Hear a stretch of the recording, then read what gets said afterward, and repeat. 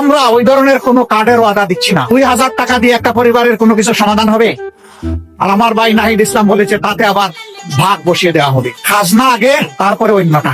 2000-এর 1000 আমার খাজনা, আমাকে আগে দাও, তারপরে তোমারটা তুমি বুঝে নাও। ট্যাক্সের বাইরে কিন্তু একটা বেসরকারি ট্যাক্স আছে প্রত্যেকটা মুদির দোকানে, রাস্তাঘাটে, হকারের কাছে, এমনকি এমনকি রাস্তার পাশে বসে যে ভাই বোনটি ভিক্ষা করে তার কাছ থেকে একটা ট্যাক্স নেওয়া হয়।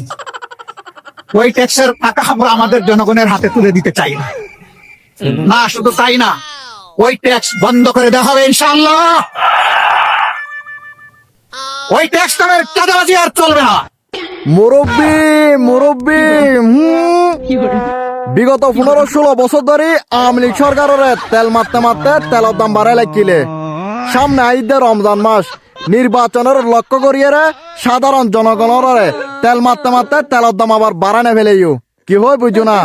এ চুদাইনিয়া হঠাৎ তুই তেল লাগাই রে শর্ট গান লুয়াইছাই ইতার ফুলুটিয়ে চাই রে শর্ট মারবি দুগো।